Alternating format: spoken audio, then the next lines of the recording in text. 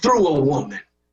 So just that 9 months alone coming through a woman, that was like a ship that guided us here.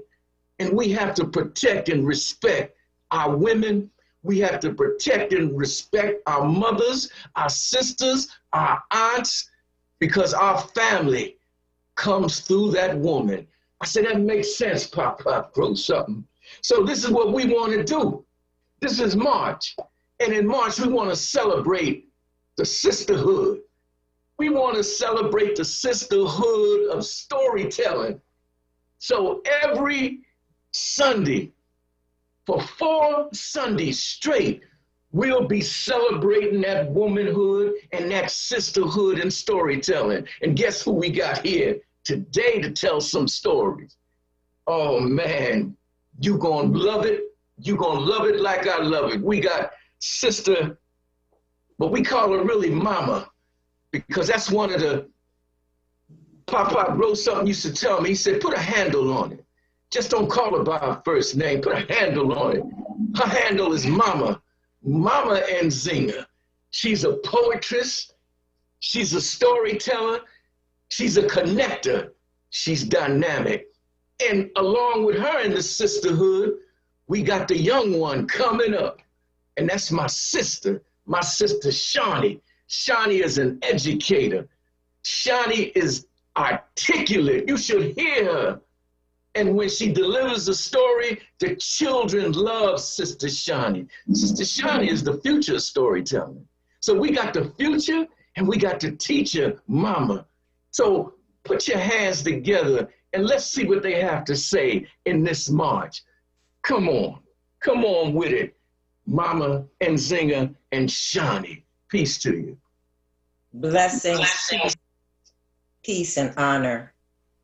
I just want to say that this is an honor to be here again and to be blessed this day. And I pass her story on. And I pass her story on. These great queens from ancient Akebulon, these great queens that came here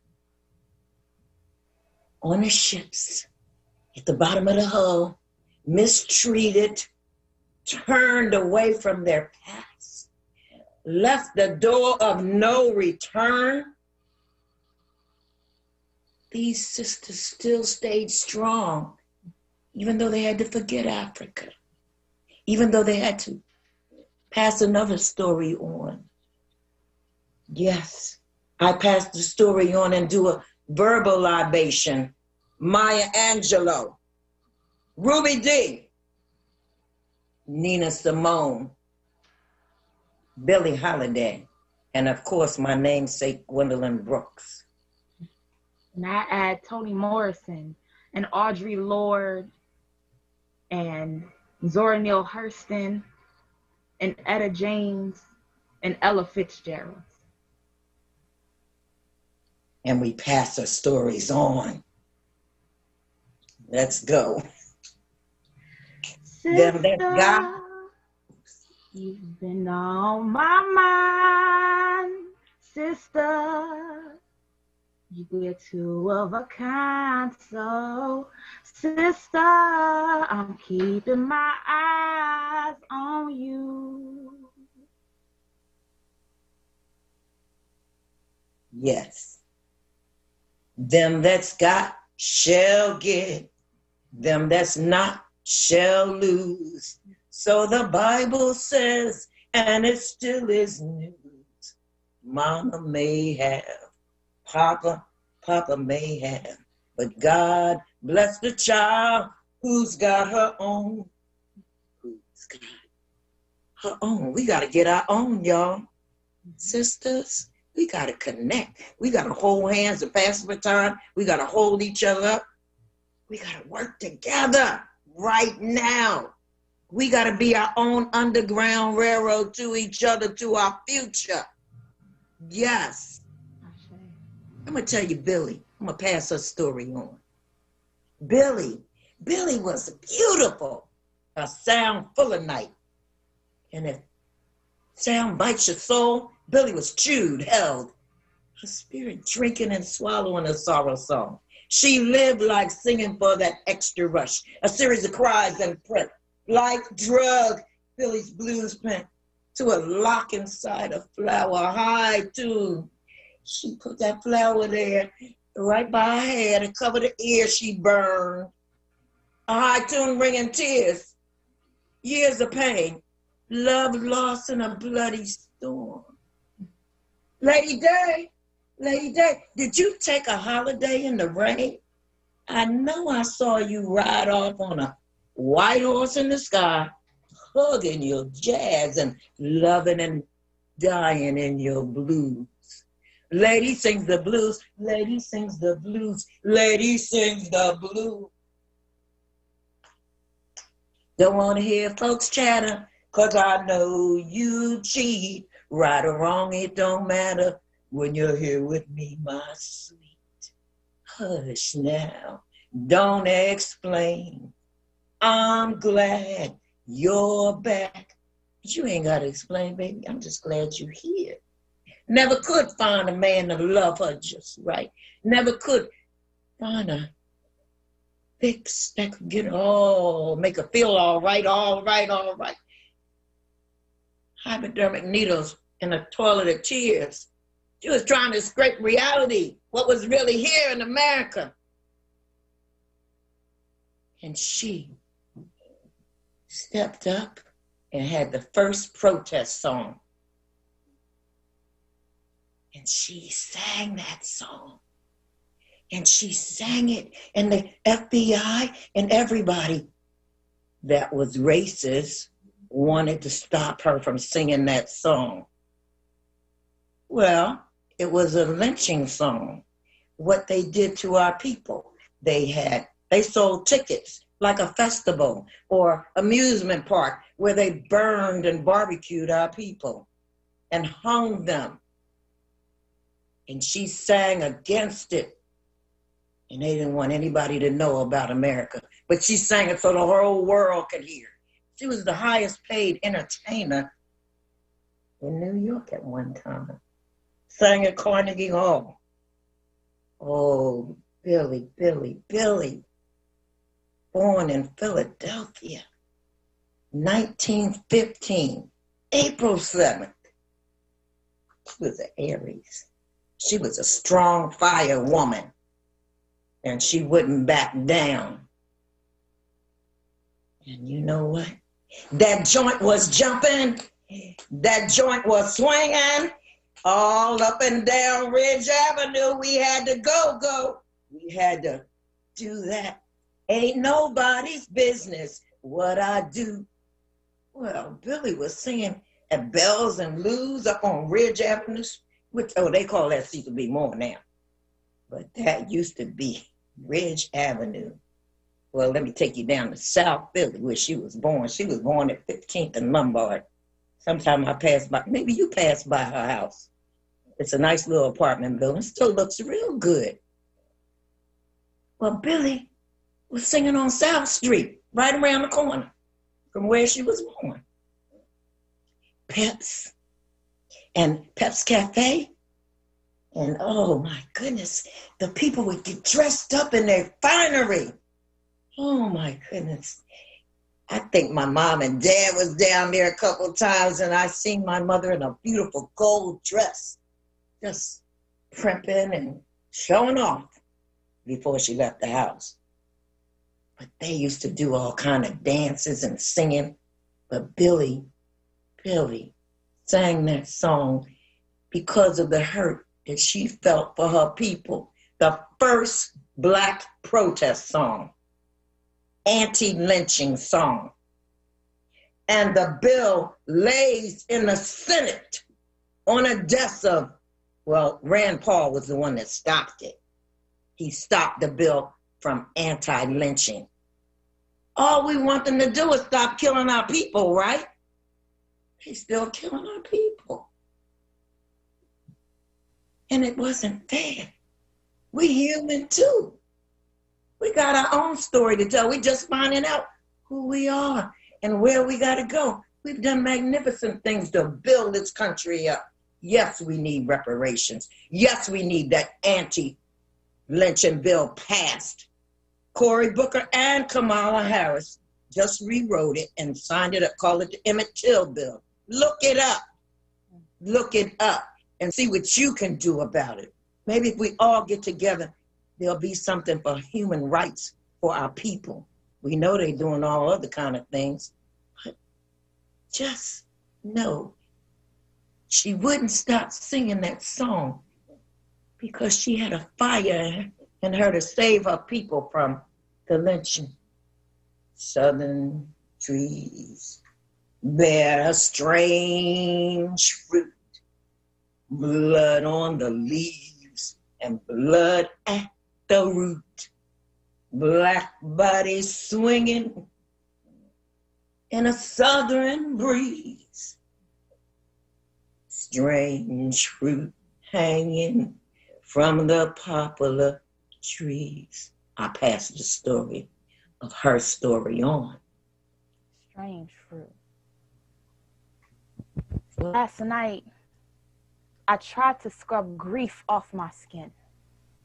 Tried to rip it out of my throat with my fingernails, but it's got hooks and barbs and it refused to leave without a fight. There's too much angry in my bones. I can feel it burning beneath my skin like salt in a wound, or another cop receiving paid vacation leave after stealing the breath from another black body. But if we're being honest, those are practically the same thing. And I am sick of this elegy stuck on my head, stuck on repeat, stuck in my head, stuck on repeat. Sister, I am so sorry. Do you remember they lit candles and cried for a gorilla, but said that your son didn't deserve his heartbeat, like God ain't put it in his chest personally? But I guess we should know by now that Africa's animals are worth more to them alive than people are. We have been mourning unborn black children since we got here, because it's easier to do than to write our own obituaries. I think they want me to write my own obituary. Can't you hear Miss Billy singing? It's 2021 and the strange fruit's still hanging, and I am too young to be this weary. Oh, boy in blue, who made you the judge, the jury, and the executioner? How can you be the one afraid when you are the one with the gun and under no obligation to pass a trigger warning? Southern trees bear strange fruit, blood on the leaves and blood at the root. Black bodies swinging in a southern breeze. Strange fruit hanging from the poplar tree. I pass a story on.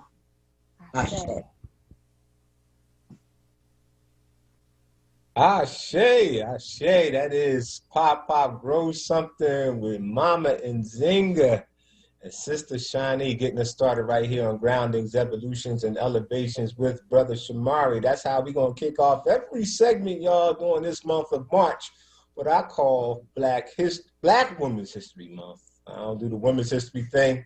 Every history is our story, and we're just going to take it back and do what it do. I want to thank Sister Shani and Mama Nzinga for getting us started on a good foot in honor of Billie Holiday, and I look forward to their joining us again at the end of Groundings, Evolutions, and Elevation, and finishing us in our episode today with another powerful passing on of the story. And before we let you all go, Pop, can you remind people how, if they are moved by the spirit of the story and the keepers of the culture, how do they stay in touch? Or even want to learn how to do what was just done, how do they stay in touch with you all? So yes, sir. We just had a workshop yesterday, and it was free, and it was on Zoom. Our next workshop will be on March the 20th. That's 2 Saturdays from now. So they can go online at www.kotcinc.org, www.kotcinc.org, and get all the details. All right, Pop. I thank you all for joining us. Coming up on the commercial break. When we come back in this order, I'm going to hear, I just got a message that Reverend Joe is on the line, so I'm going to hear from Reverend Joe.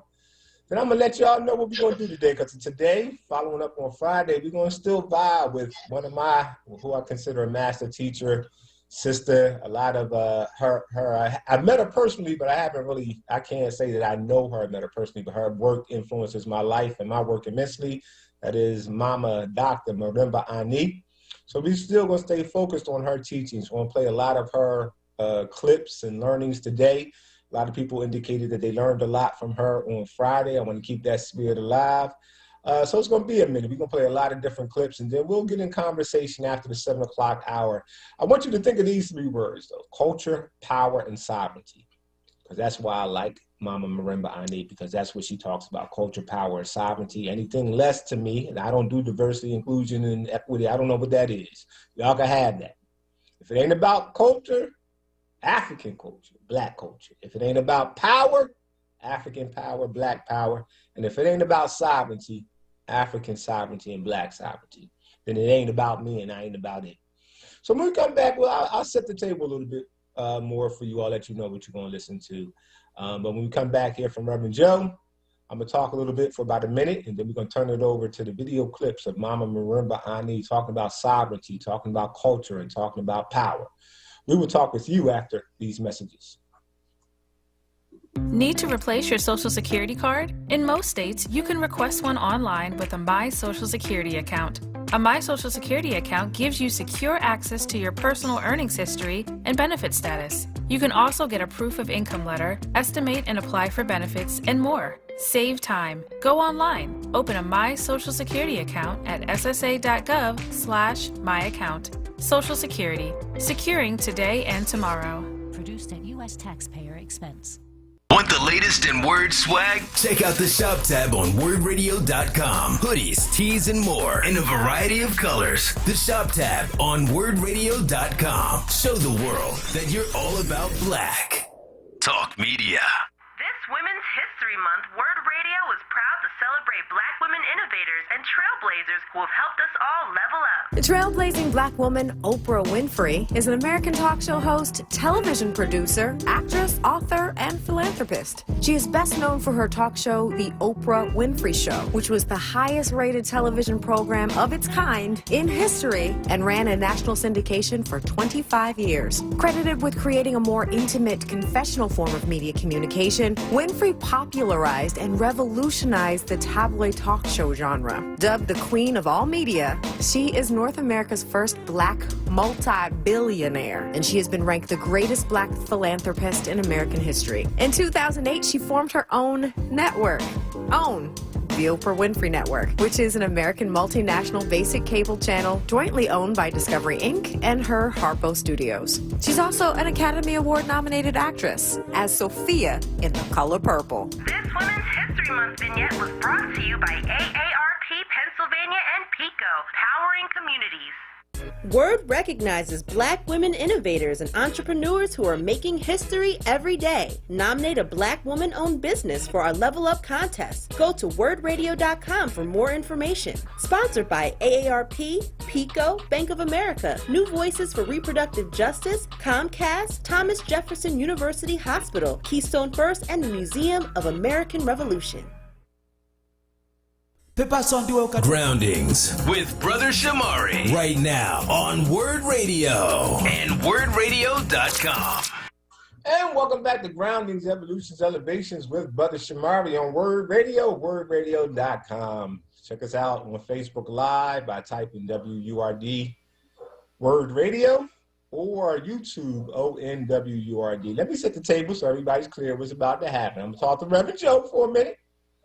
And then we're going to go from talking to Reverend Joe right into listening to several segments that feature one of the most influential thinkers, scholars, mamas for me. If you are around me, hopefully you can hear some of the influences of her work on some of the work and the approaches, the conversations that we have right here on Groundings. It's always a goal of mine to at one day get her and have an interview on this show. I'm still working on that. But I wanted to start off Black Women's History Month by featuring and highlighting the different Black women, many of them still with us, some of them passed on, who have influenced the way I go about doing the work that I did. So that's why I want to start with Marimba Ani. I think that out of a lot of people, she's probably the most influential. And again, it's because of these 3 words and the power that she speaks from, the platform that she speaks from regarding these 3 words, and that is culture.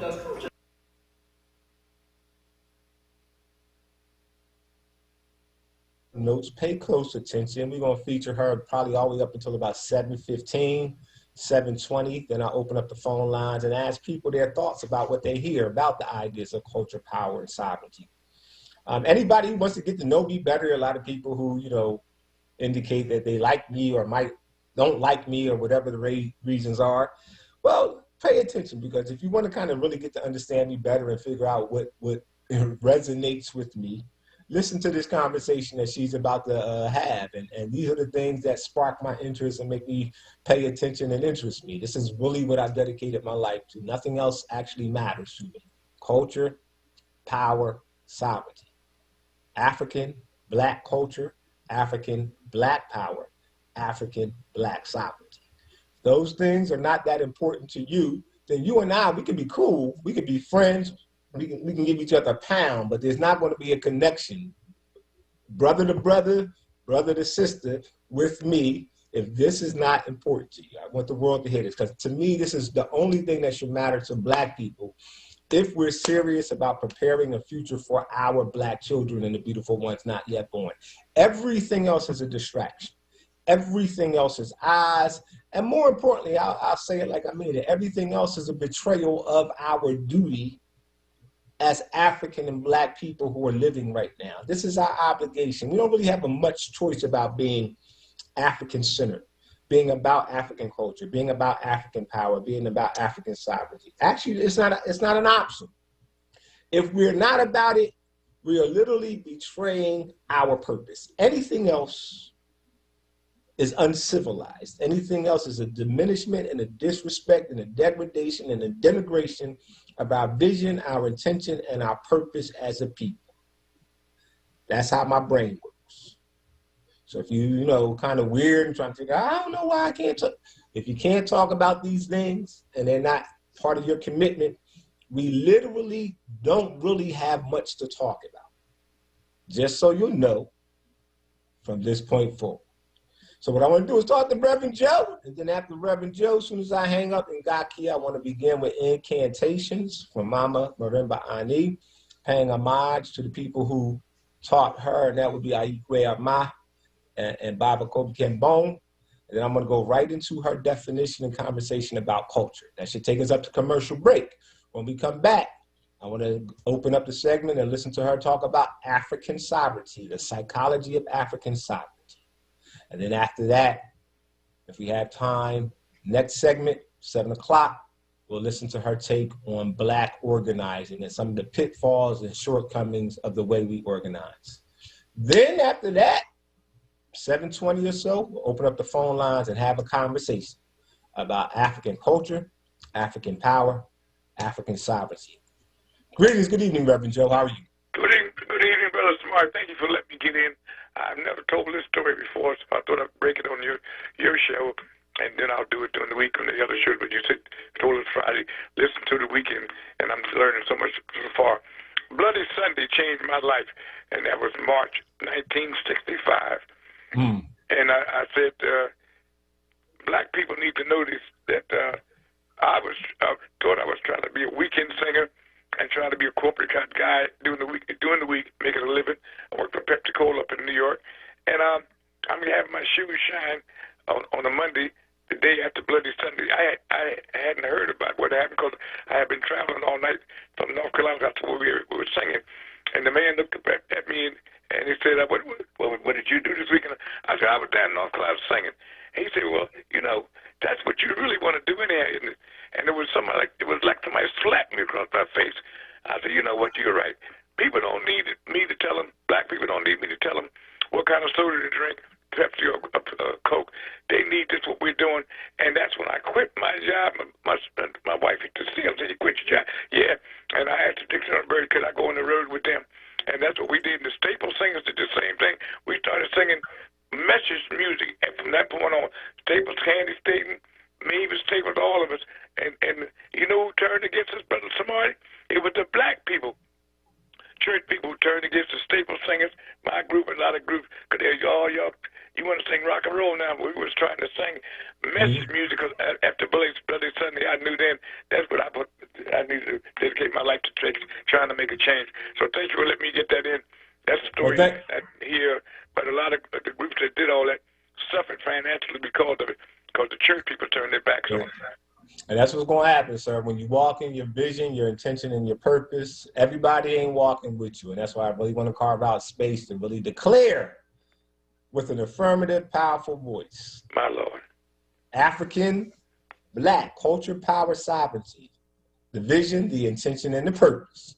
Right here on Groundings with Brother Shamar. So let's begin with incantations from Dr. Mama, Noremba Ani, followed by her definition of culture. And again, get your pens, papers, notebooks ready, because this is going to be work. We're going to be doing work. We're setting the groundwork. I call this Sunday school. Setting the groundwork so we can get ready to do the real work that's necessary to bring forward our culture, our power, our sovereignty. So Ngakia, take it away. Incantation, taught to me by Armand and Cambon. 2,000 seasons of restless sleep beneath the destroyer's fragmented image. We use their imposed definitions to disconnect our consciousness. Lines drawn in denial of deeply textured souls, Okra, Ka, She, life, force, energy, Nyama. They knew even as we slept that our spirit was more powerful than their white death. In our will-less sleep, we have allowed the earth to be defiled, the wake of 2,000 seasons of spiritless matter, destroyer's work. Confusion in Ma'afa aftermath, within our lost knowledge, enemies have blurred the lines between us and them. Are we destroyers ourselves? No. We are the spring water, compelled by ancestral consciousness, Egun Nsamamfo, issuing from Ani's womb, we divine a victorious destiny, Ifa, Odu. We are awakening, announcing ourselves self-determining with Nubian will, crystal vision, shaping a new reality, ancient genius rediscovered, Sodai, the clear word. Balancing the scales, restoring spirit to matter, the whole completed, made cosmic again. Rhythm is the key to the way. Alternating death with life, joining us to each other, we are the healers. The victory is ours. We call upon Onyame, Olodumare, and Ama, invoking the Nomo power of blackness carried in the genes of race memory. Hes! Ancestors and children to be born, keys to the circles of connectedness and clarity.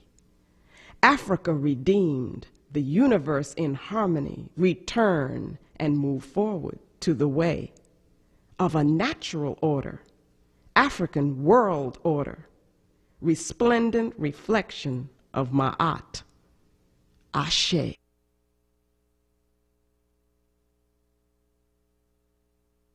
Us to each other, it gives us identity. There are no untrainable dogs, just untrained humans. Surviving. And then it tells us who we should live for and who we should die for if we have to. Culture is an energy source for thriving. And it gives us a sense of security. It also puts us into a system of accountability. We are accountable to our ancestors. Now, when you're looking at all of that, and it's a template for living, then think about it. And it is a petri dish. So that African culture becomes a petri dish. It produces Africans. It cultivates Africans. And no other culture can make that statement. You hear me? No other culture can produce and cultivate Africans. Only African culture can do that. If we look at culture like that and see it as a means by which a people protect themselves, then we could understand culture as the immune system of a people. Think of people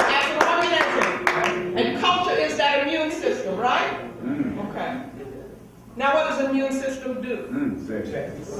The immune system, you have the T cells, you've got the lymphocytes, which become the warriors, right?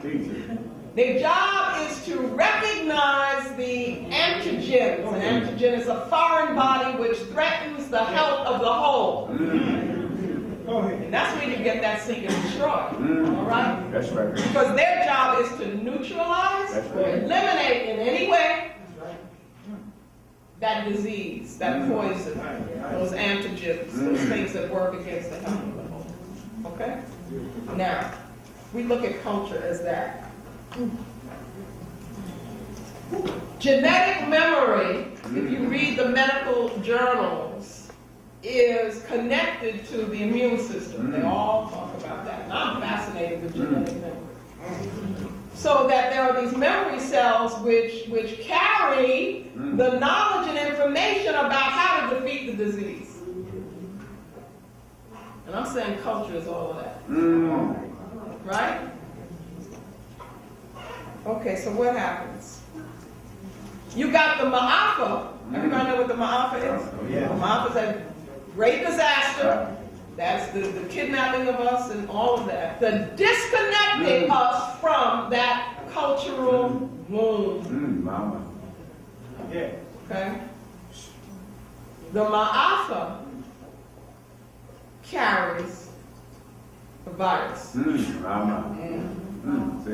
The virus is the WURD virus. See, all of this is very culture specific. This is all about us. I ain't talking about anybody else right now. I'm talking about us. When we use the term Ma'afa, we're talking about an African experience, something that was done to us. We're not comparing it with anybody else's. If we did compare it with anybody else's, we would understand that it is the worst crime against humanity ever committed by one race of people.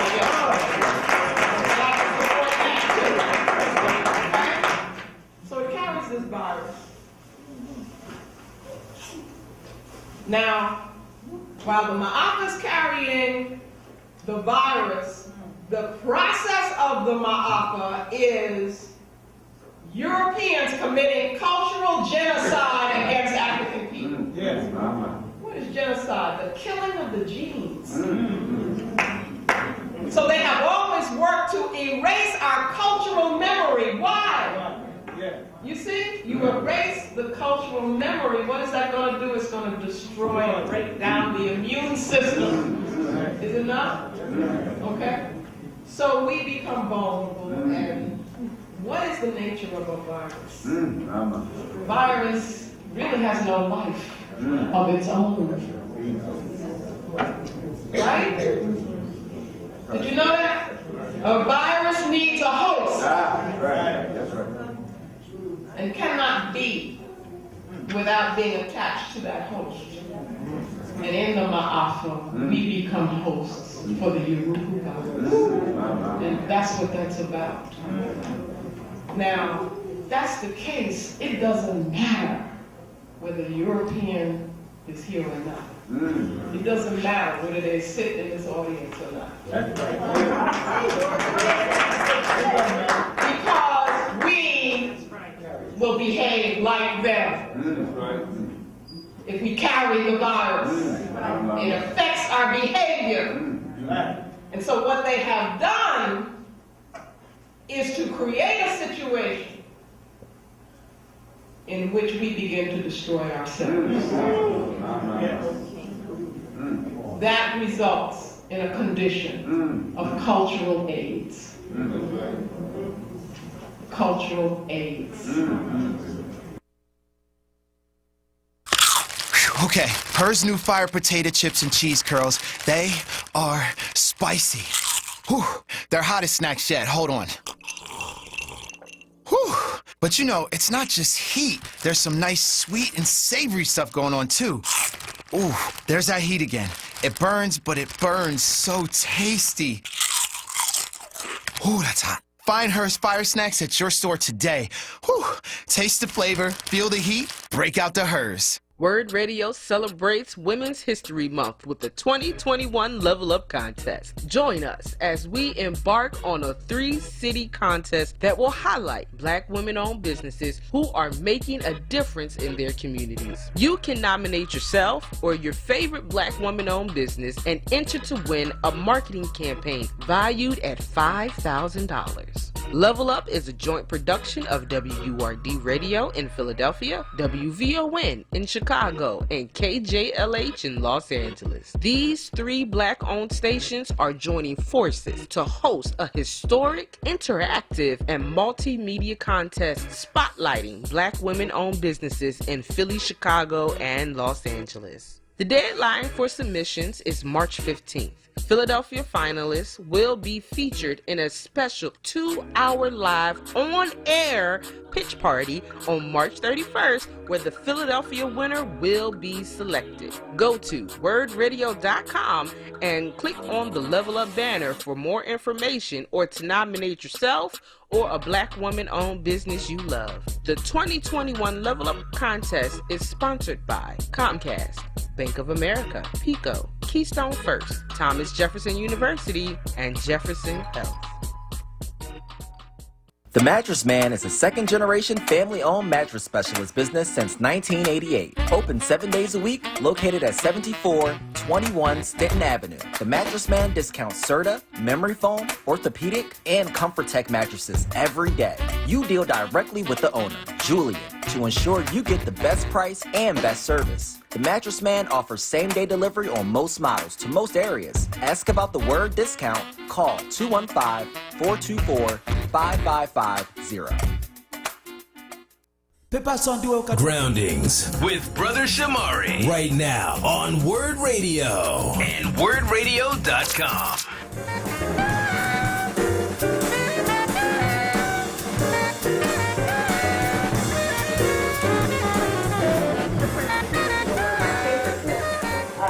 Marcus Mosiah Garvey, we are but perpetuating our own sorrow and disgrace in failing to appreciate the first great requisite of all peoples. What is that? Organization. Get organized and you will compel the world to respect you again, he says. Now, this is the thing. This is what you should know, and our children should know by heart. Power is the only argument that satisfies man. The only protection against injustice is what? All right. Okay? And that's not just power to talk. And that's not just power to organize demonstrations. Okay? That is power that allows you to use the energies of your people for the protection, the defense, and the not even just survival, but the creation of an order that reflects who they are. So we're talking about a creation of a Pan-African world order. Now, I want to look at this concept of race and why it's so important for us, because I'm looking, remember we're talking about the psychology of African sovereignty. Garvey understood that psychology. He was a psychologist. Yeah, race is important. And yes, we have our own term for that. That's part of my work, is retrieving our terms for our concepts that work for us. Conda, the concept, reality, and significance of race for African people. We got that? Conda. It's a Congo term. Race pride. He knew how to use that in order to generate that soul power that we have within us. That's what Garvey did for us. Race first as an ideology. Everybody needs to read Tony Martin's book, Race First. How many people have read that? Okay. Every African person should have read Race First. Okay? So get it, study it together. It's a black friend. Race power. The idea of race power. Remember we talked about black power. When was that? Back in the 70s, I think. That was very important. We didn't fully understand what we were doing or the need for it. They understood it, and that's why they worked so hard with COINTELPRO and so forth to attempt to destroy that movement, the African liberation movement of the 70s and 80s. The wholeness of African people is in that concept of Khanda. And African sovereign consciousness is in that concept of Khanda. Healthy African cultural immune system, which we're going to talk about a bit. You cannot do anything as a people if you are confused about who you are. So identity is key, and culture gives us that. It tells us who we are. We've also misunderstood the concept of culture. Culture is political. It is culture that tells you who you are and what you got to do. Our ancestral being, for Africans, that is the most important thing about us spiritually, is our ancestral being. It means that we are as strong as our very, very, very, very first ancestors. So when I pray, I'm praying to all the way back, y'all. Okay? To the beginning of African humanity. But all of that consciousness, all that they knew, all of the science is in my consciousness if I know how to tap into African ancestral being. Now that's powerful, you see? That's power. It's not just words. Spirit is real. And as Africans, we know that. The primacy of the connecting African spirit, connecting us with each other and to our ancestors. And then a concept that we're going to be talking about, again, that Garvey understood, is the will, the African will. And we have an African term for that in the Twi language, T-W-I, spoken in Ghana, is WURD. The WURD is the will. It is the heart. It is the energy that we have to use to organize.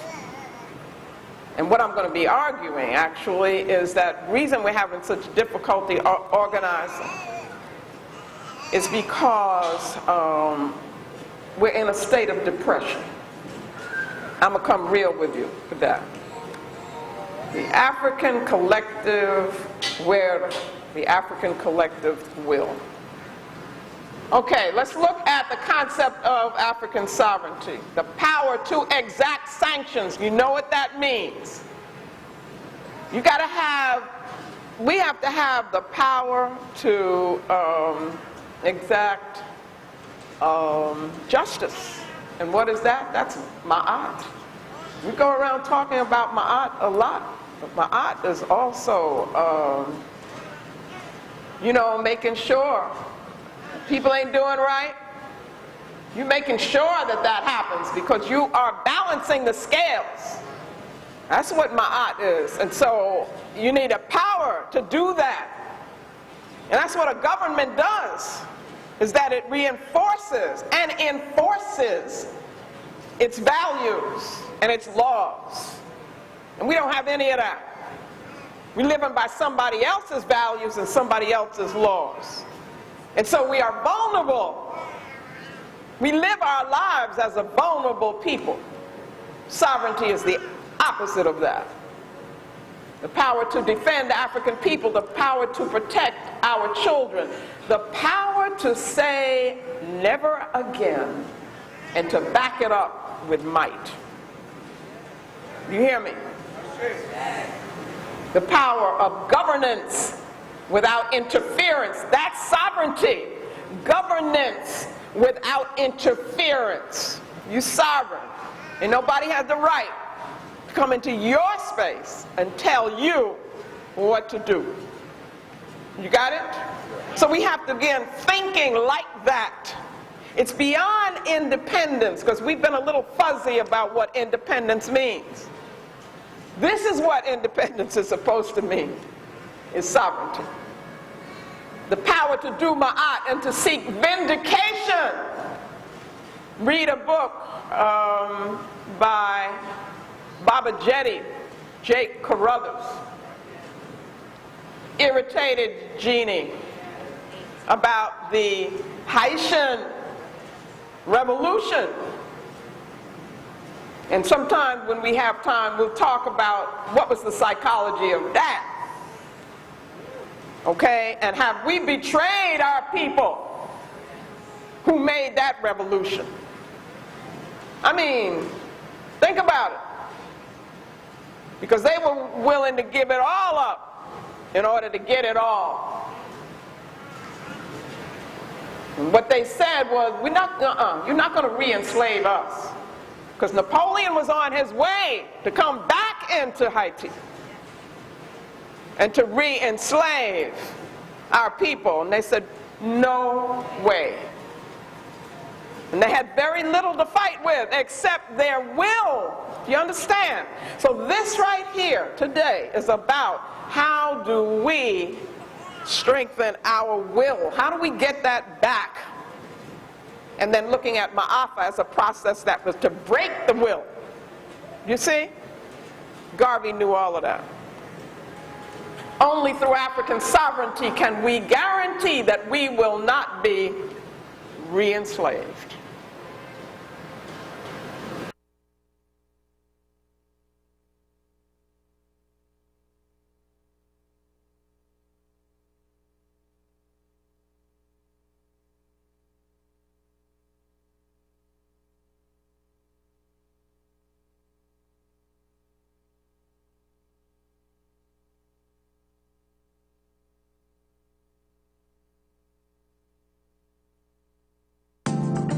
Well, the kids are in bed. Time for a little grown-up quiet time. What do you mean quiet time? It's your birthday. We're about to party. Haha, funny. It's gonna have to be a you and me party this year. You know we can't have anybody over. Well, your mom and dad are coming from Florida. Sis will be here from California. Oh, and a couple of old friends from just about everywhere will be showing up. They should all be here about now. COVID-19 has changed the way we do things, for now. But social distancing doesn't mean you can't be social. COVID-19 doesn't have to keep us apart. Friends and family are finding new ways to be together, especially with how hard it's hitting the Black community. Vaccines are here, but until enough of us are vaccinated, we still have to be down with slowing the spread. Keep a 6-foot distance, wear a mask, and avoid indoor social gatherings. Learn more about vaccines and slowing the spread at cdc.gov/coronavirus. Brought to you by the U.S. Department of Health and Human Services. This is not a fad for us. We will not resume our regular programming when things die down. We're not black to help our bottom line or because it's politically correct. We're not joining a fight. This has been our fight, our message, our people. Black lives have always mattered here. We are undeniably, indefatigably, unapologetically, permanently Black Talk Media. WURD.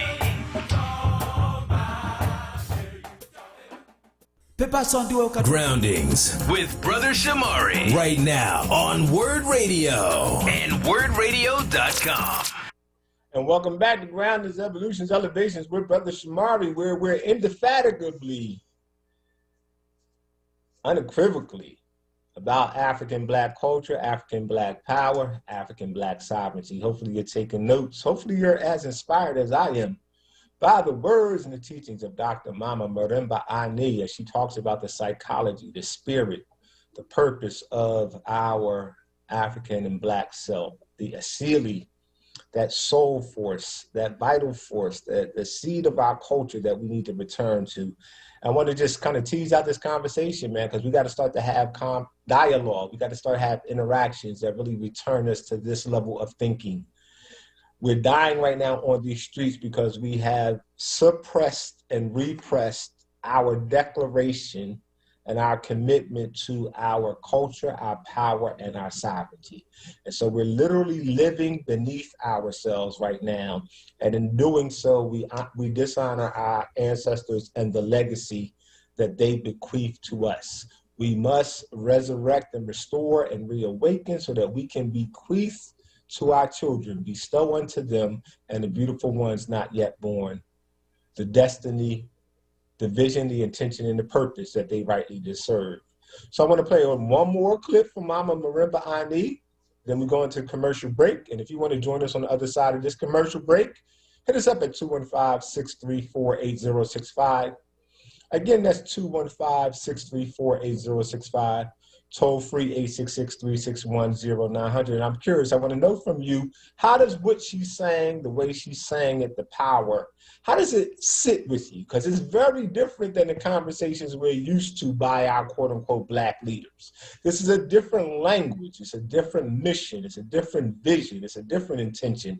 It's a different purpose than many of us are used to. And I'm just curious from you all who are receiving this, how does it feel? How is it hitting your spirit, your soul, your consciousness?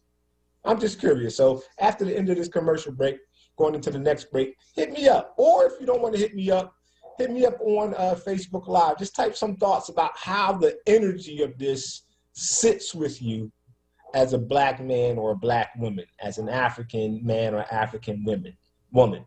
How does this language and this intentionality align with your spirit, your soul, and your mind right now? 215-634-8065. Toll free 866-361-0900. Let's return to Mama Dr. Marimba Ani as she talks about Black organizing. Let's look at some of the things that happens among us. For one thing, in our organizations, we tend to accept, and really I should also talk about our conferences. I want to talk about that too.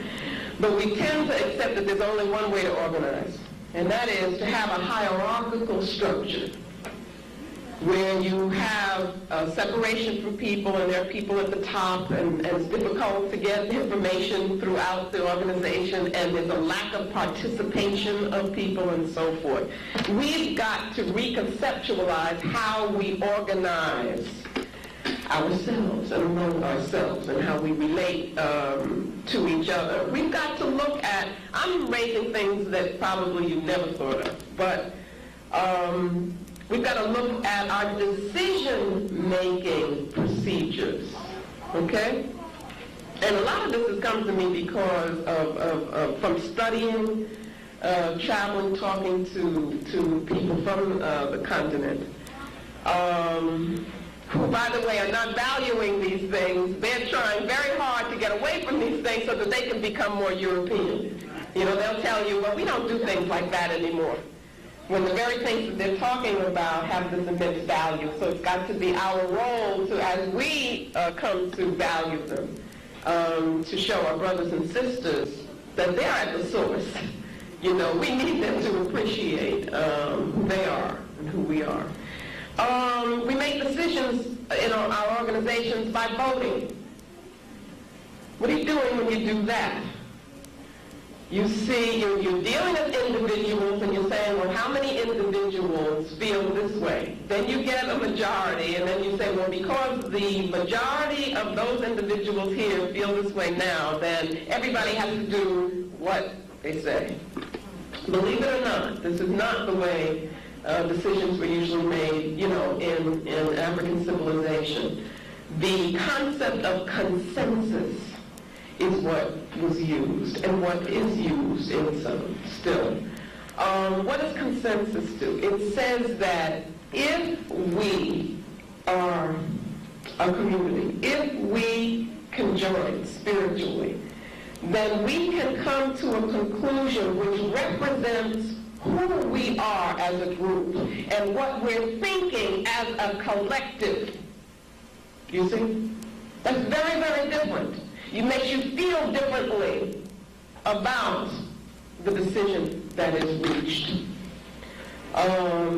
I think it's brilliant on the one hand because it reflects a feeling about human interaction. It reflects the importance of the collective. But on the other hand, we see voting as being very efficient. It's quick. Just put up your hand, who feels this, and so forth. Because what's the objective? The objective is get out of there as fast as you can. Whereas in the African community, the objective is to feel the oneness of the group and not to disrupt that. You don't care what decision. It's not the decision that's so important. It's that the group remains a group and thinks of itself as a collective. And you have people walking around saying, oh, no, that's not what I wanted to do. You see? These are some of the things that we have to think about. We have found ourselves becoming, no, let me not say more and more. Let's say, hope we're moving away from it. But involved in, embroiled in egotistical leadership. And I'm submitting that this is because of how we have begun to conceive of who we are. Not only as a people, but as persons. And because, this is deep now, we're running away from the development of the self, the concept of the self, which is so deep in African thought. Then what we end up with is this ego, which becomes very defensive, which sees any kind of criticism, any kind of questioning. All you got to do is question. And suddenly the person's saying, oh, you don't like me. You know, what are you trying to do to me? And then and then the other one is saying something else and so forth. And so what you get is this clash of egos. Okay, or you get, instead of movements which represent the spirit of the people, you get actions which are really just about what a particular ego needs at that particular time to feed on itself. We have to look at that. We have to look at our political behavior now. We have to look at our organizing, our movements, and so forth, and see what's really happening. I want you to use some of these things afterwards and see if you can't see what I'm seeing in another way. The concept of the ego is not an African concept. Okay, it comes out of a very bankrupt, very sick, patriarchal theory of human psychological development. Comes from Freud. And people all around Freud, before Freud. Very, very sick. But we accept that, and we become embroiled in it, as I said. Okay, where our goal is no longer what is it that the collective needs. And I'm here working for the collective is rather how popular can I look? You know, what's my image? How can I get you know, a large audience to praise me? How can I use the media? How many shows can I get on? You see, and then we find ourselves relating to that. When we see that, oh, that's the leader. No, what we've got to be about has got to be something with much more depth. We also have become involved in controlling relationships with each other, exploitative relationships with each other. These are things that we have got to start looking at. Because we're not talking about taking power and then being or trying to be European. That would be crazy. We're talking about returning to our centers, which is African. We have become very patriarchal, which is totally non-African. I can't tell you how non-African that is. I mean, I don't even think, in Diop, in his studies, hit on something which is so deep, so fundamental, and and so little understood. I don't even think he understood it, I really don't. But he touched on it, so we should take it from there and then really study it and understand it. And that's when he talked about the matriarchal nature of the Southern cradle or of African civilization as opposed to the patriarchal nature of Europe. But that what he called matriarchal, which we could call matrifocal, mother-centered, that's a very, very deep spiritual concept. It goes beyond just talking about women and men. It's very deep, and that's what we need to come back to. But at any rate, I'm saying that now we have accepted a patriarchal model, and because our people in general are not developing themselves, their inner selves, as they should, you get insecurity on the part of our men, who then must express that in terms of a need to dominate women. That's not an African model, because in the African model, there is neither domination of one or the other. We can't function that way. Aikwe Armand talks about that. The European feminist movement is about women dominating. You see what I'm saying? Or becoming men, or whatever. It doesn't speak to anything that we need to be talking about, because they have to see things as I dominate you or you dominate me. Whereas for us it doesn't work that way, and we'll see what happens when we come to the African worldview. We have become very materialistic. Very materialistic.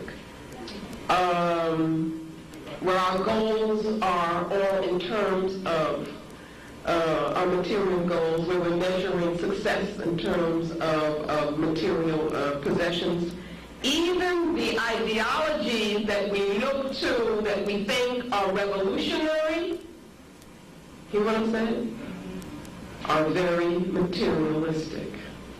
They're not dealing with spirit.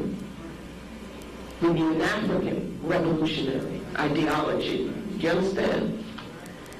So that the worth of the person we're now looking at in terms of what they wear and the things they have and how far they have moved up, you know, in this whole system. This goes against the African self. So we're living constantly in contradiction with ourselves. We have done that so much so that there is now among us a devaluation of spiritual life. And by that I mean that we don't see it as being important. Whereas in the African context, it was the most important thing. It was the basis for everything. It doesn't mean that we weren't practical. Doesn't mean that we didn't plan, that we didn't build, but we did that all for a reason, and the reason was a spiritual reason. And so now what we have done is to, in taking that spirituality out of our lives, we end up with a lack of belief. Can't have African people with a lack of belief. Spirit has no place, or the spiritual has no place in our organizations. Think about it. See, I'm talking now about those of us who consider ourselves to be conscious. You see, I'm talking about myself, you, and everybody here. I'm not just here to say, oh, we're doing the right thing and they're doing the wrong thing. I'm saying that there are things that we need to look at that we're not looking at, okay? And that's not always the popular thing to do, but I think it's the important thing to do. We are witnessing violence among ourselves, between ourselves, to a degree that is just almost unimaginable. The way in which we deal with each other with violence. Now we know that a lot of that comes from a lack of political consciousness. So that, and it comes also from a lack of direction and guidance. So that we will have our youth valuing violence between them And that will become almost a rite of passage for our male youth. That if you know how bad you can be, how much you can destroy another brother, that is the proof of your manhood. Well, I say that really represents our failure to have the structures and the institutions within which they would learn what it really means to be an African man. And at the same time, and this is a little difficult to deal with, I think it is partly a reflection of them being prepared. How many people know what I will say onWURD is? What's onWURD? Anybody know? Iron and what else? War. And I believe that onWURD's spirit is here and is in our youth, and that we are unprepared to deal with that. We're unprepared because we're still afraid. And so what we do is we tell our youth, no, that's not the way. And what they do is turn that in on themselves. And so they are very violent towards each other. But there's a place for violence. It's got to be organized, you see. You have to understand what it is that you're all about. We are the ones who are supposed to do that, to understand, to analyze, to have a plan, to have a goal. We're afraid of it. We're afraid of power, you see. Partly the violence is because of our being separated from each other, being afraid to connect with each other. Again, this is not the African way. This is the European way. It's partly because we no longer feel each other's pain. You see? You can treat someone like an object, and you can do anything to them. We don't realize that in inflicting pain on a brother or a sister, that we are inflicting pain on ourselves. These are the kinds of things that come with a conception of reality that is anti-African, that is European. And that is what we must cleanse ourselves of. We are not relating to our ancestors as we should. In the African conception, the ancestral being is a part of our being. You hear the youth talking about it in some of the songs now. You see, you got to listen to some of them. And Arrested Development would be one of those groups. Right? Here, listen to some of the concepts that they're talking about. But we tend to no longer relate to the ancestral part of ourselves, to our ancestors. We don't understand the cycle of death and rebirth anymore. So we don't deal properly with death. It is very important that when an African person makes the transition from physical existence, that we perform ritual. The funeral ritual is extremely important. Because we don't believe in the ancestors anymore, we don't believe that there's a continued existence on a spiritual level, then we don't really pay that much attention. You know, we go through the motions, but we don't really believe. If you understand African conceptions, if you understand African conceptions of personal development, of spiritual development and responsibility to the group and so forth, then you have to think, what does it mean if so many of our youth are being killed, assassinated?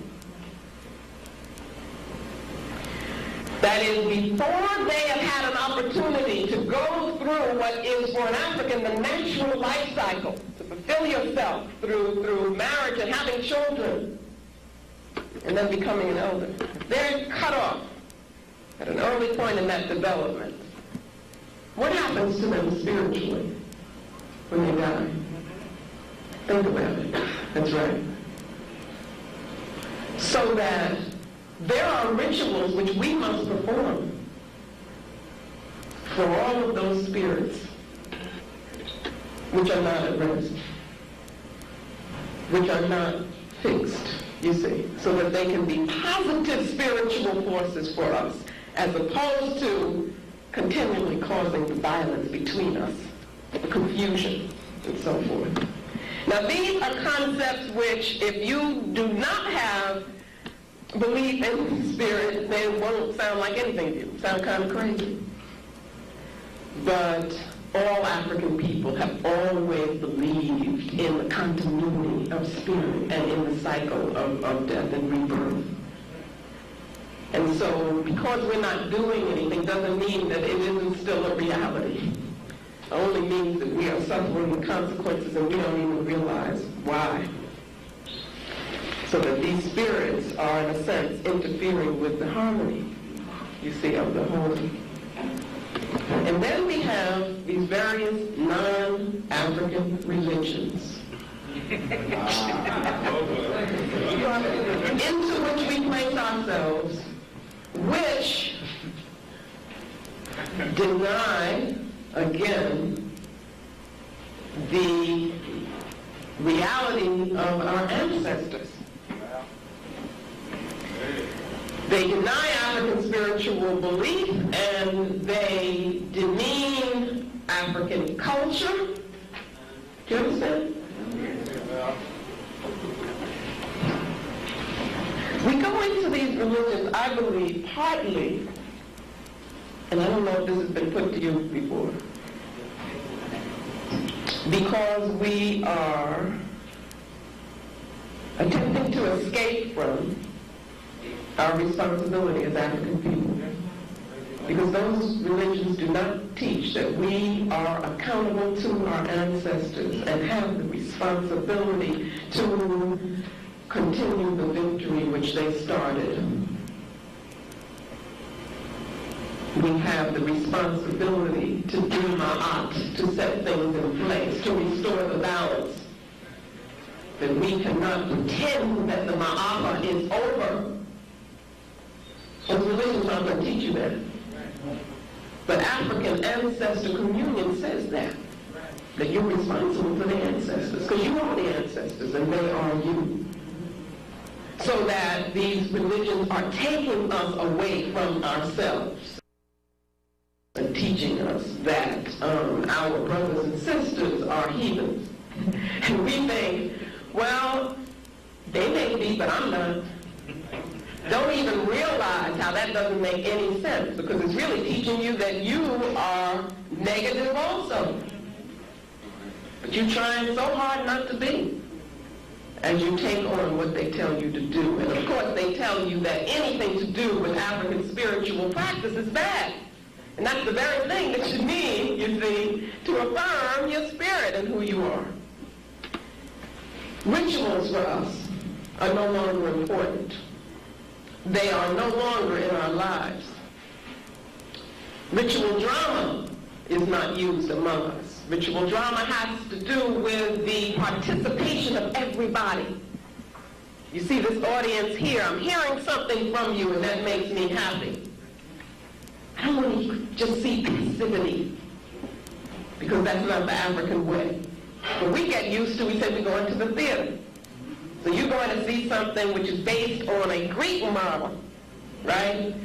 An Aryan model, where you're not supposed to move, and there are only the people up there on the stage are supposed to do anything, and that's the same way you're thinking about with your music. You know what I mean? You want to go to a symphony, performance of European music where you better not make a sound. That's not us. And so we can't have our spirit affirmed and energized in that kind of context. We got to begin looking at that. But that's what we want to take on all those kinds of behaviors and feel that we're being more superior when we do that. Livelihood, WURD Radio's new initiative, connecting Black Philadelphians with jobs, entrepreneurship resources, small business development information, and financial literacy tools. Tune in to WURD Radio for our weekly livelihood segments in every weekday show. For a full schedule, visit wordradio.com/livelihood. For more information on livelihood, visit wordworks.com. That's WURD-WORKS.com. Want the latest in WURD swag? Check out the shop tab on wordradio.com. Hoodies, tees, and more in a variety of colors. The shop tab on wordradio.com. Show the world that you're all about black. Talk media. Groundings with Brother Shamari. Right now on WURD Radio and wordradio.com. And welcome back to Groundings, Evolutions, Elevations with Brother Shamari, y'all. Right, so you know the question. Hit me up. I'm just curious. How does that language, that energy, that focus hit your soul, hit your spirit? How does it hit your mind? Because a lot of the organizing that we're doing right now, a lot of the protesting and the fighting and the revolution as we defined it, the spaces that I'm in, those are not that's not, what we just heard is not the defining energy and the defining ethos of how Black people are fighting to survive, to thrive, progress, be sovereign right now. We got a lot of different kind of ideas and thoughts that are governing the way we come together. Many of them imposed upon us, many of them not emanating from us. So hit me up at 215-634-8065. Again, that's 215-634-8065. And I have a very simple question. Just want to know, I think it's D'Angelo's song that says, how does it feel? Just how does it feel? Just be honest. You heard her. She offered up her thoughts. This is a collection of different video clips. And, you know, gives you a very wide breadth and scope of the thinking that she comes from, but then also how that thinking gets applied to some very real and pertinent issues that we're facing right now. She talked about violence. She talked about, you know, the way we're organizing as a collective group of people. So I'm just wondering your thoughts. Facebook Live, hit the comment section. Wondering your thoughts about Dr. Mama Marimba Ani and what she offered us through her words. And again, I would love to hear from you some of your thoughts directly. Just how does that hit your spirit? How does it hit your soul? How does it hit your mind? How does it hit your consciousness? So hit me up, 215-634-8065, toll free 866-361-0900. Not going to put you on the spot right now, Ngakia, but I am curious for you as a young sister, young African sister, just listening to kind of that delivery and those words, your initial impressions. I'm also curious if you've ever heard of Dr. Mama Marimba Ani before. And then, like I said, you know, just your thoughts. So I want to get to you right now, but have that on tap for me when I come back your way. So I want to, again, reflect on 3 words that you're just going to hear a lot from me on this show going forward. Which is going to just be different than probably conversations that are happening around. Because if you notice anything, I don't respond directly to current events. I'm not necessarily one who believes we're going to get our salvation and our energy from movies. I'm not lining up to go see what's out now, Coming to America 2 or Judas and the Black Messiah. I see these things because people tell me I need to see them, and in the position that I'm in, they think I need to be informed about goings on. And sometimes I acquiesce. I'm going to start acquiescing less and less because those things hit me a particular way. When other people celebrate stuff, I see diminishment. We're not going to find our salvation in Wakanda nor Zamunda. Coming to America, the first one actually was kind of offensive to me. I didn't get what we got from it. But again, we're so starved for positive conceptions of Africa and positive conceptions of our ancestors that sometimes we don't really see the poop that's in the mix with the sweet or the sugar that we're looking for. Sentimentality is a very dangerous energy. And sometimes in this search for sentiment, we can end up accepting some things that are not in our best interest. It goes back to what we were talking about on Friday with Malcolm. You can put too much cream in a coffee, and then that coffee begins to serve a counter purpose. You can put too much sugar and sweetener in medicine, and then that medicine no longer serves the healing function that medicine was to serve for you.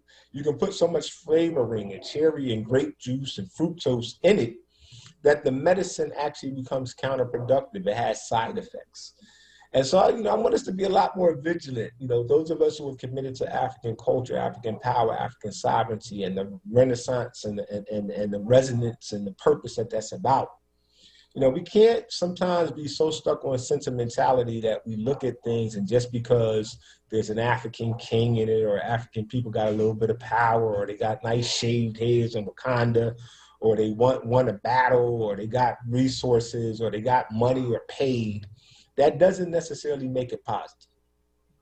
And so I appreciate Mama, Dr. Marimba for pointing that out. One of the things, and it's funny, I hadn't heard this before I started doing the work that I call Reaching Out for the Brothers and Raise Up. I have a lot of Black male development programs. And recently I've been talking a lot about this repressed Ogun spirit. If people have been around me, as I talk about the violence in and around the city of Philadelphia, I talk about it from the perspective of our young people, particularly our young brothers, exhibiting a repressed Ogun spirit, because our young people, have literally vomited up and regurgitated this culture a long time ago. That's why you saw the sagging pants. That's why you see, disconnection from school, disconnection from church, disconnection from a lot of religious, traditional kind of things that we said they are supposed to do. Tie your tie, sit up straight, speak correct. And all of those things that we kind of said mattered if you want to diversify and be included and have equity. Our young people for the last about 10, 20 years that I've seen it clearly have been throwing that back in our faces and saying, no, that don't work. I go to school every day, and these schools are prisons. They're hellholes. They're demeaning places. And they vomited back up this culture, but we had nothing to replace it. We had nothing to capture them, protect them as they vomited it back up. And so our young people have been in this kind of resistance, pushback, non-acceptance, this warrior space for a very long time, and the village has not caught up to that energy. And because the village didn't catch up to the energy, didn't embrace it, didn't direct it and give it guidance, didn't prepare it like Morpheus would have done, like Aset did for Heru, like the list could go on. We were not in alignment with our young people. And when I say young people, I really want to I'm going back to the 60s. When people like Fred Hampton, when people like Stokely Carmichael, when people like Fannie Lou Hamer, and the list could go on, when they were pushing back against this system and saying, nah, this civil rights thing is old. Let's move into Black power. Let's move into African consciousness. There was a misalignment with a lot of that energy with where the village, where the middle, the moderate perspective of the village was. And I want you to get this, because if you get this, you can then understand the brilliance, and I'm gonna give them their credit. And I'm gonna give them their credit because we gotta go back and study this, because it's implicit in the movies we're watching now, the brilliance of the 5-point program for COINTELPRO. Because part of what they were saying is, we gotta make sure that there's a disconnection, a misalignment between the energy of what they were calling Black nationalism and the moderate Black community of village. We can't let there be a coherence between those two energies, because that's where the power is. And if Black people get to that coherence, they're going to be a problem. So COINTELPRO was a very simple, brilliant strategy, was to make sure that we always discredit the idea of African nationalism, the idea of Black nationalism, the idea of Black culture, Black power, Black sovereignty. And that could never become the normal, middle of the road, moderate, generally accepted principle through which Black people come together. We can't have a Messiah. And again, go back and understand Messiah, because we talk about Messiah and we miss it. Really, literally, go back right now, because these words are coming back for a reason. And we think about Messiah, we think about Jesus in the Bible and the Messiah who was sent to die for people's sins. That's not what a Messiah is. That's not what a Messiah is. That's the idea of Messiah intentionally taken out of context. Messiah is literally the anointed one, and particularly the anointed king. So if you have a Messiah, Messiahs by nature invalidate the standing order. That's the power of the name Marcus Mosiah Garvey. And there is no irony that the FBI and counterintelligence programming and J. Edgar Hoover, as a young man, cuts his teeth on taking down the Black nationalist centering of Marcus Mosiah Garvey, because he was the one who was able to bring the spirit of African and Black culture, power, and sovereignty and make it palatable and acceptable and normal as the conversation and the consciousness of masses of Black people here and abroad across the diaspora.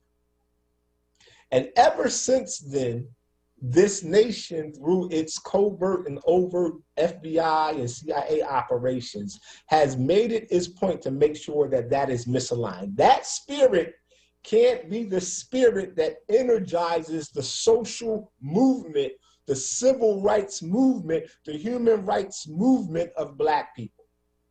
Because history shows, i.e. the Haitian Revolution, i.e. what Europeans call the Mau Mau movement, the Kenyalanda Freedom Army. The list goes on. Shaka Zulu. We could go forever, forever, forever.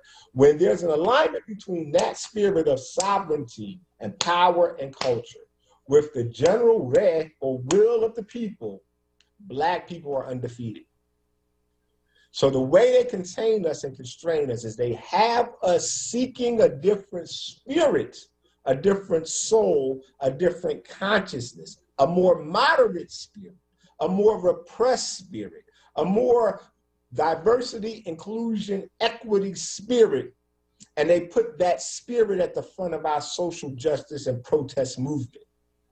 And then you have people, therefore, conducting die-ins, taking a knee and kneeling, taking a beating because we want to be included as brothers and sisters. You know that civil rights stuff that we're so addicted to right now, because our spirit is misaligned with our energy and our work right now.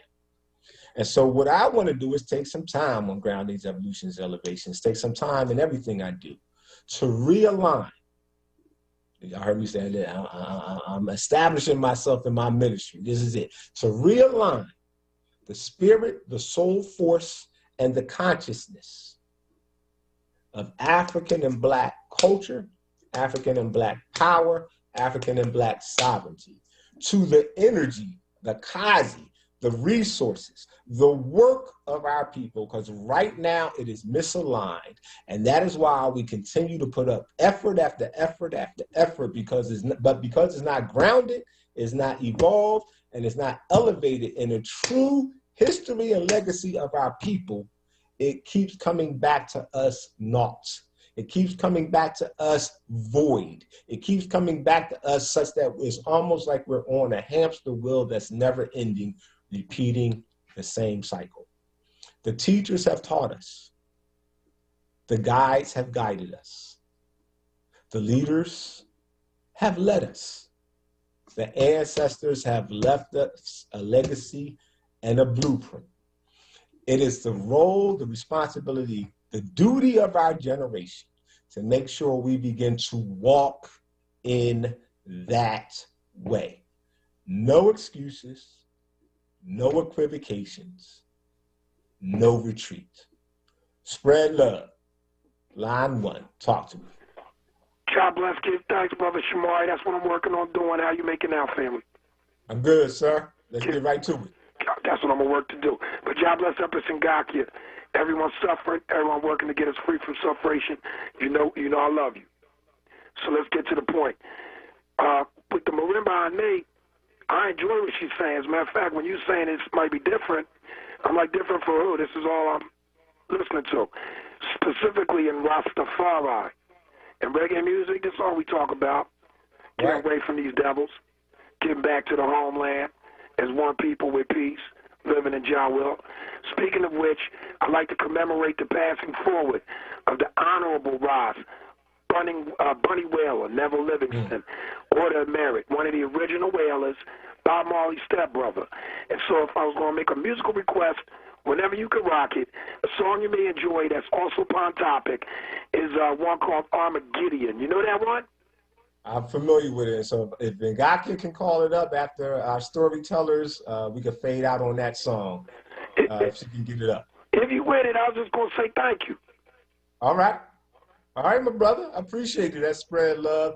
And Ngakia, before we go to commercial break, I don't want to put you on the spot, but I'm just curious your initial reflections as a young sister, young, powerful sister, based on kind of the words and the expressions that you heard from Dr. Mama Marimba Ani before we go to commercial break. Yeah, so when you called on me the first time, I was like, oh gosh, I have to write down what I remembered because there was a lot that she said. One of the things that struck me in what she said was culture as political, which I hadn't considered before, because culture is... Wait, time out. I got to interrupt. Please forget. Because you know where I'm going with. You're going to tell me you're the grandniece of one of the most prominent people who ever understood that. I mean, the whole idea of the National Theater of Guinea and everything comes out of the idea and the understanding that culture was political. Yeah. I guess, I understand that culture can be used as something that is political, but I hadn't considered it as being political in and of itself. So she's saying how she was saying that culture tells people who you are, so it tells us who we are, like it's our identity. And I hadn't thought about it in that way, and then another thing she said that I was like, wow, this is something I have to say in one of my classes, is that sovereignty is everything that independence, what we wanted independence to mean or what it's supposed to mean.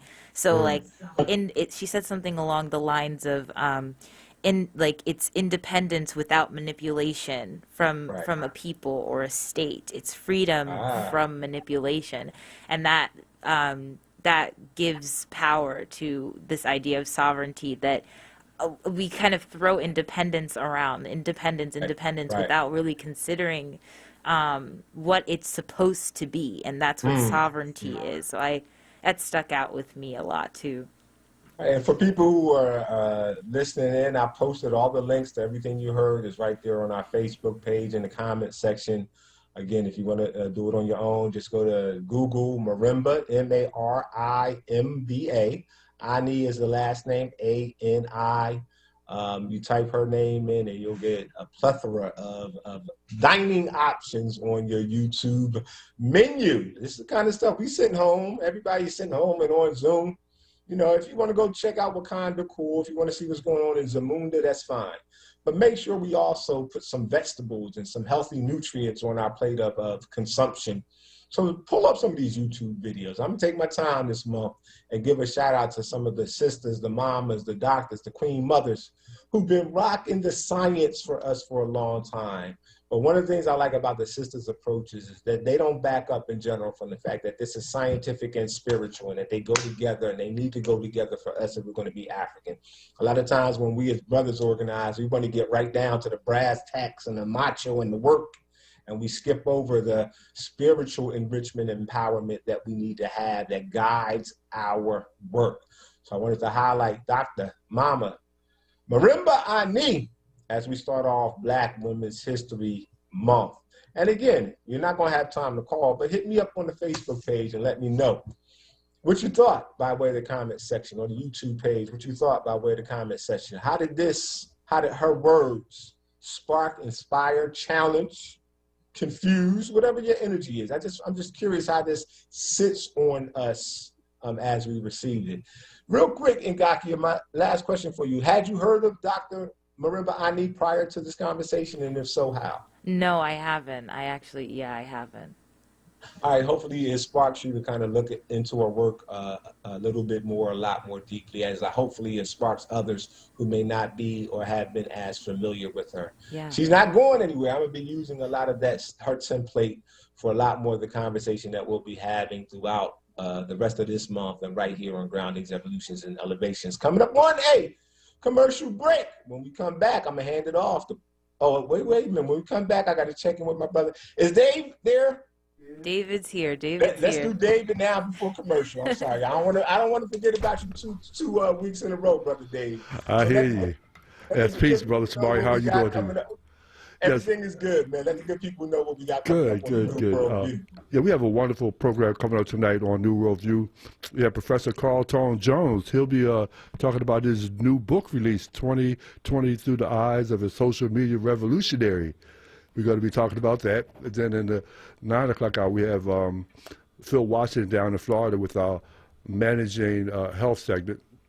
And 10 o'clock, we'll be playing some Afrobeat after party with Patrick and Jado. So I'm looking forward to tonight. Let me ask you a question. Are you familiar with Dr. Marimbani? No, actually, I'm not that familiar. Really? Wow, I'm surprised by that. I don't know everybody. I thought everything. You knew everything, though. I did. Up until this moment, I always thought David Barnes knew everything. No, I tell people often, I know a lot, but I don't know everything. It's the one thing I do know is that I don't know everything. All right, my brother. I appreciate it. So coming up on New World View, Brother David Barnes, so keep it locked right here, 96.1 FM, 900 AM. Now we're coming up on the commercial break. When we come back, I hand it off. Papa Grow Something, Mama Nzinga, and Sister Shani to close us out on this episode of Groundings, Evolutions, Elevations with Brother Shamari. Stay tuned.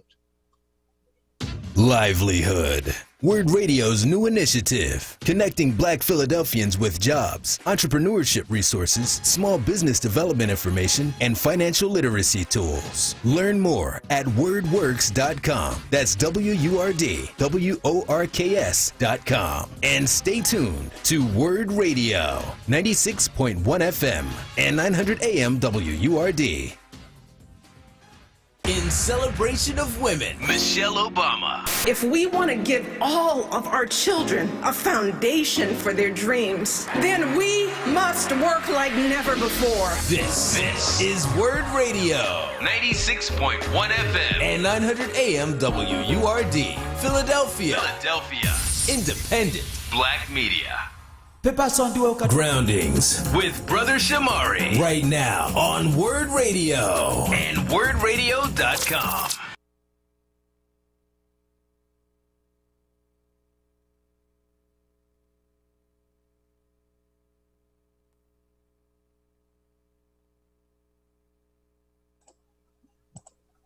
All right, y'all. I'm waiting for Pop-Pop.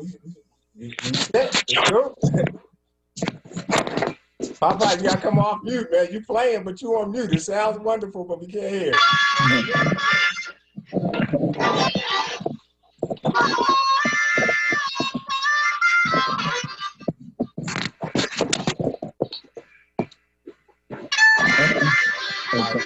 But we got to do some teamwork here. So I'm gonna ask you to pause for a minute. Mama, I'm gonna need you to go on mute till you get your stuff set up because you're making a lot of noise. You gotta get this right. So when I count down, Pop, I want you to start again. 1, on 3. 1, a 2, a 1, 2, 3. Hit it.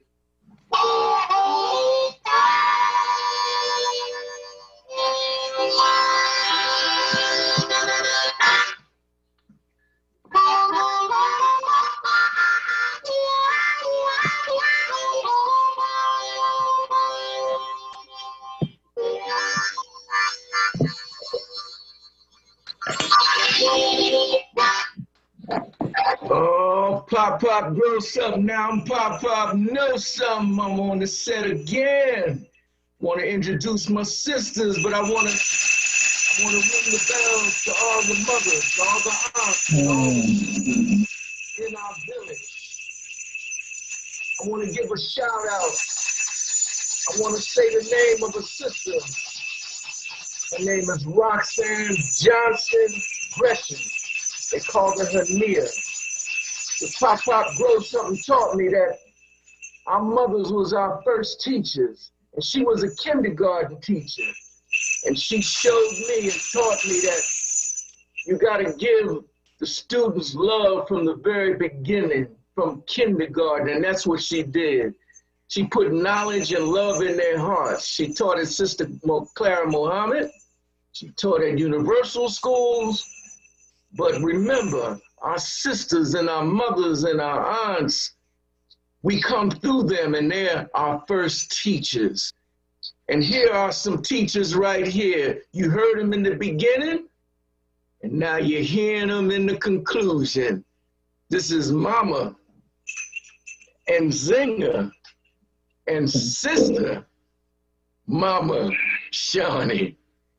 So bring them on with some stories, her stories. This is her stories, celebrating Black women. Go ahead. Just a soul whose intentions are good. Oh Lord, please don't let me be misunderstood. Yesterday, there was another headline, another name clinging to a hashtag like cold clinging to a morgue, another bullet loosened from a chamber. Black guns looked blue in the cop lights. I did not stop, did not read the story about another brown body, another brown boy letting all his blood soak into the pavement, like his mama ain't teach him how to keep all his holy inside, how to keep all his tomorrows under his tongue in case anybody tries to steal them, like his mama ain't pray he come home every night hard enough, like being breathing Black and body ain't hard enough. I did not stop, did not learn his name, did not memorize the outline of his face. I know it anyway though, seen it in my home though, seen it in my mirror though. You know all Black folk look alike. The guns have become jealous of our drums. That's why they keep stealing our beats, throwing bangs in between the measure. Tchaikovsky keeps interrupting Nina Simone, and this poem may be misunderstood, but I can't find the strength or the patience to care. I've used it all up, trying not to be too much claw and teeth and sharp edge, you know, like they say all Black girls are. Blame us for our bite like this world ain't the thing that taught us how to growl and gave us all this grief to call our own. If nothing else, at least we can say we have that much. We've become professional mourners, paint murals with this abundance of loss. They told us that Black is not a color, but the absence of light. And I'm starting to think that maybe they were right, because Black children keep popping up absent from our mama's arms. You put a spell on us. Tribute to Nina Simone. Come sing in the water, baptizing us in love songs, resurrecting us in freedom chants. How long does a teardrop fall in the blues? You swing us into time and we evolve into jazz. Come sing in the water. Dark cigar colored mama.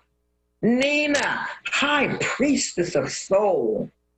Draped in ancestral prayers. Triumph's daughter, overcomer. Come sing in the water. Truth sayer, American myth breaker. Talks with Malcolm, walks with King. Standing up for rights and protesting against America's wrongs. Come sing in the water. The Holy Ghost starts speaking in tongues when you dance, seducing us into a slow motion trance. Come sing in the water. Mood indigo queen. They say you real mean. With blues bluer than Black. Bearing witness to segregation, Jim Crow, Black backlash, Black codes, Willie Lynch, winding roads, Emmett Till, 16th Street Baptist Church bombing. 4 little girls. Fallen freedom riders, Andrew Goodwin, Michael Swarmer, and James Chaney. Fallen freedom fighters, Malcolm assassinated, Medgar Evers shot down, the man of peace murdered.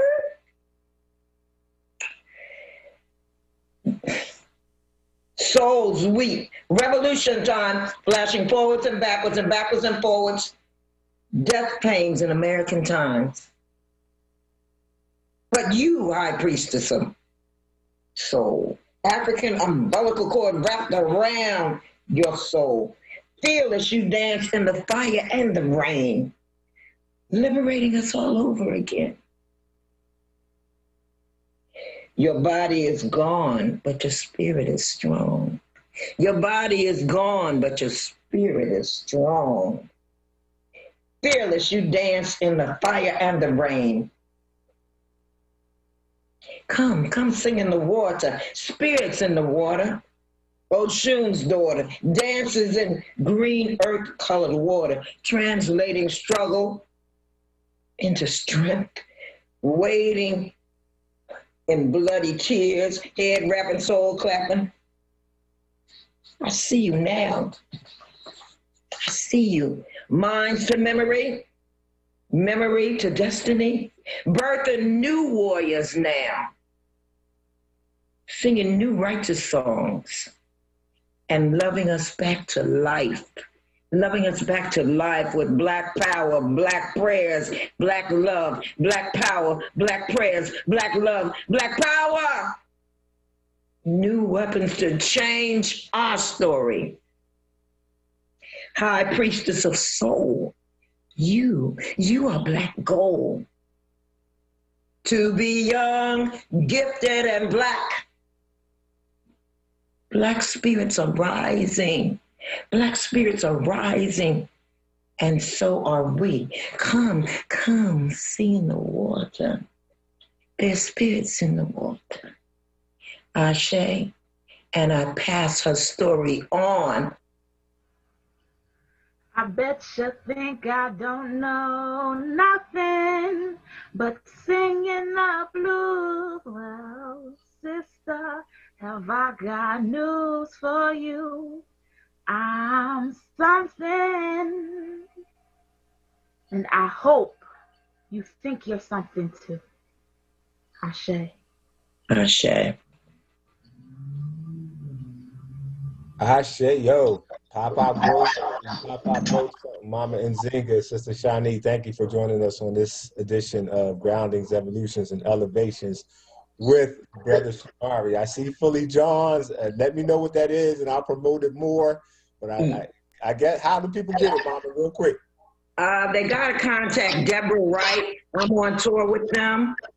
Deborah Wright and Pat McLean, curators and editors of this fabulous project. It's like 40 great poets in Philadelphia. And they're going to be doing something next Wednesday, coming Wednesday at 12 o'clock. But go to Facebook or wherever you go to get Instagram and pull up Deborah Wright and Pat McLean, because they are definitely promoting it. All right. And it's called Philly Johns, a tribute to Nina Simone. Misty Soul did the cover. I am just so grateful to be in the company of these great women and poets. I mean, they got them. All right, Mama, and we thank you all today. Sister Shani, Mama Nzinga, Brother Pop, Grow, and Know Something. Sister Ngakia, you said you sound Armageddon, so take us home.